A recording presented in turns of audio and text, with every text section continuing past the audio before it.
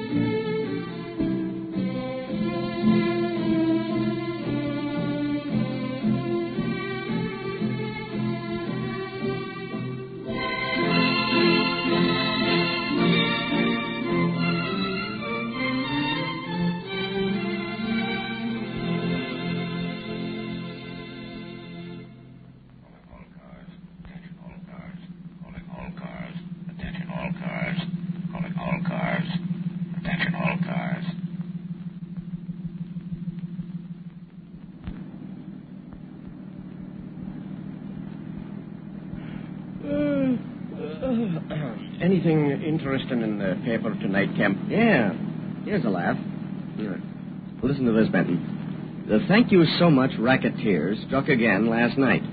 Two beautiful women, a blonde and brunette, both apparently well-educated, rang the doorbell of E.M. Sutton on Chateau Place, a collector of fine pottery. Mm-hmm. When the gentleman came to the door, the women stuck a .38 in his ribs, bound, gagged their host, and made off with a piece of Ming pottery, the most valuable in his collection.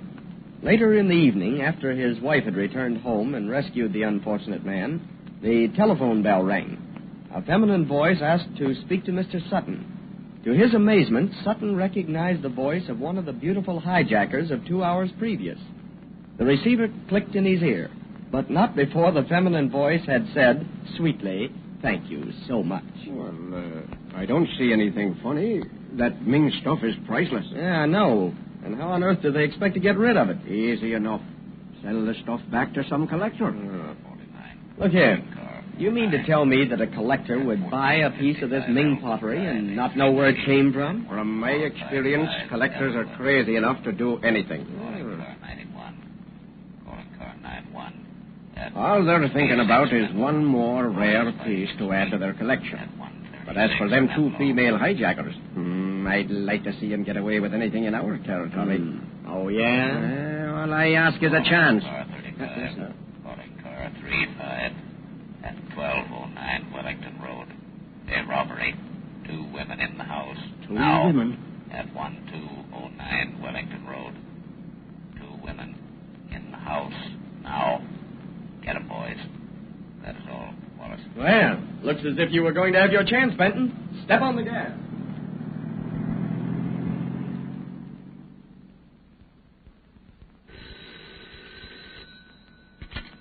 West Park Police Station, Sergeant Reynolds speaking.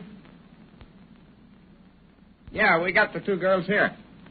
35 nabbed them. Well, I don't know what to do.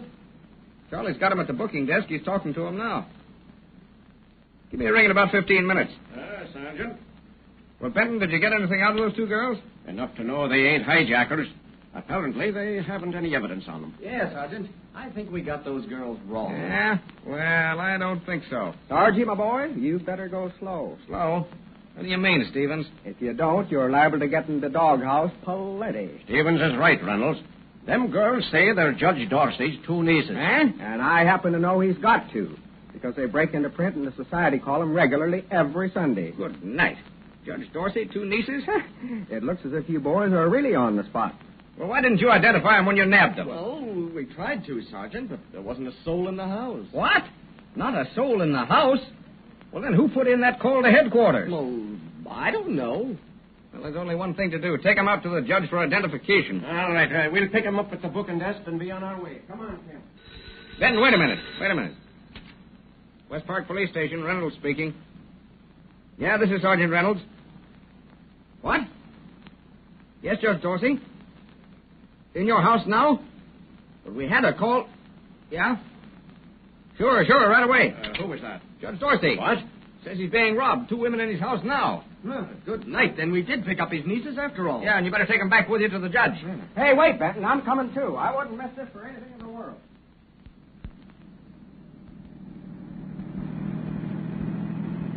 1207. It'd be the next number. Yeah, that must be the place. Park the car here. Give us more chance to sneak up on the place. You stay in the patrol car with the girls, Stevens. With the girls? Ah, with pleasure. With pleasure. If there's any trouble, I don't want to mix them into it. Yeah. After what's happened, we better play safe. Come on, Kemp. I'm right with you. Now, I'll cover the front of the house. You take care of the back. Hey, wait a minute. Hold on, Benton. There's someone on the front porch waving at us. It's the old judge himself. We'd better hurry, Kemp. It's about time you got here. It's about time. Are the thieves still in the house? Yes. Good heavens, Judge, your head. Why, you've been hurt. They knocked me out with the heel of a slipper. Uh-huh, loaded with lead. I just came to. I heard them still moving about, so I called the police. Which room did you hear them in? My study. Down this hallway. They're in that room with my collection of ceramics. Your what? Never mind. Let's get those girls. Judge, I've been waiting for this very chance. Here's the door. I can hear them now. Be careful. I'll open the door, Benton. You keep me covered. And I'll give them tit for tat. I'll get this poker. Ready, here. Kemp? Ready? All right, now. Now, open the door. All right. Here goes. You're covered. Yes, come on. Come on, Judge. Wait a minute. Those aren't the women who knocked me out. Saints preserve us. A couple of boys. No, they aren't boys. They're my nieces. Your what? Nieces, I said. Come here, young ladies. Evelyn, Betty. Yes, Uncle Edmund? What are you two doing in that get-up, those pants and sweater? Well, we were only But trying... if these two are your nieces, what about the girls in the patrol The car? hijackers, Benton. That's who they are. After them, Kemp. Don't let them get away. Don't worry, Benton. I'll handle them. So you've left the real thieves in the patrol car, Yes, eh? but not unguarded. We've a man with them. While you were busy arresting my nieces, you let the real hijackers Wait a get minute now. away. Wait a minute, Judge Dorsey. I'd like to ask you just a few questions. Eh? Yes. Questions? Yes, sir. There's something phony here, and I'm going to get at the bottom of it. How come you put in that first telephone call to headquarters? Eh? What do you mean? First. The call that was broadcast before this last one. Now, what are you talking about? The last time. I mean the first time. First. There was only one time. Yeah, well, we received a call to pick up 2 girls robbing this house. Sure it wasn't you, Judge? How could it have been? You can't telephone when you're unconscious, can you? Then who did put in that call? I'm afraid I did. You did? Yes, officer. I'm the culprit. And, young man, who are you? Well, he's my nephew, Bill Dorsey. That's who he is. Now, why don't you cart him off to police headquarters along with my nieces? Benton, they're gone. Those women we left in the patrol car are gone. Well, of course they're gone, you stupid fool.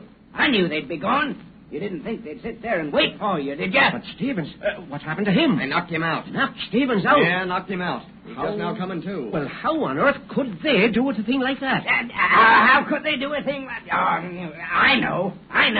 Ask me. With the heel of a slipper, that's how they knocked him out. It's a telephone. I'll get it. Hello? Yes, this is Judge Dorsey's residence. Yes, the judge is here now. 1 minute. It's for you, Uncle. For me? Hello? Yes, this is Judge Dorsey. What? Hello. What's the matter, Uncle? What's the matter? It was those 2 women. Them girls? Yes, them hijackers. What did they want? They didn't want anything. They took what they wanted. But what did they say? Thank you so much. That's what they said, and then hung up. Thank you so much. Then you really have been robbed. Robbed? The most priceless piece in my collection. The most priceless piece in your collection? You mean silver? Good heavens, no. My ceramics. A priceless piece of Ming, thousands of years old. Well, where was it, Uncle Edmund? On that table in my study. A small vase, kind of splotched and white? What? Splotched?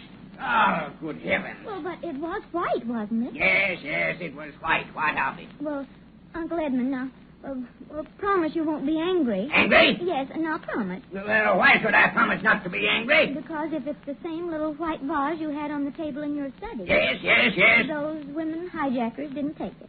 How do you know they didn't? Because Betty and I did. You what? Honest, we took it. You took my Ming vase? Yes, Uncle Edmund. We had to. Had to? Evelyn, what are you talking about? Now, you promised not to be angry. No, I promised nothing of the sort. I promised nothing of the sort. Why did you deliberately steal my Ming vase? Well, it wasn't so deliberate, Uncle. It was just that, Then why did you take it? Well, we had to, I tell you. Why? Well, it was our duty. I give up. Listen to me, Evelyn Dorsey. Will you answer one single simple question? Yes, Uncle Edmund. Where's my Ming vase? Evelyn, where's my Ming vase? At the sorority house. The sorority. What on earth is it doing there? It was a pledge duty. A what? For initiation. Have you gone completely crazy? Oh, but Uncle Edmund, that's what the ritual said, to bring back something valuable and something white. Good heavens. But, Uncle Edmund, we didn't dream the vase was that valuable. Initiation. Bill, what do you know about this affair? Why, I'm afraid I know quite a bit, Uncle. It was I who called police headquarters. Well, whatever put that insane idea into your head? Those two women hijackers. I've been reading about them, and I thought if Betty and Evelyn were really arrested, it might step up the initiation. I'll answer it. Hello? Oh, it's for you, Officer Benson. Oh, yeah, for me. Yeah. Hello? Yes. You did. Thank you so much.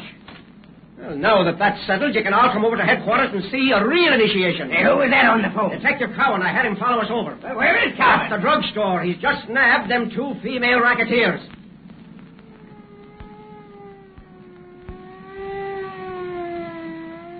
Calling all cars. Calling all cars. Attention all cars. Stand by for important announcement.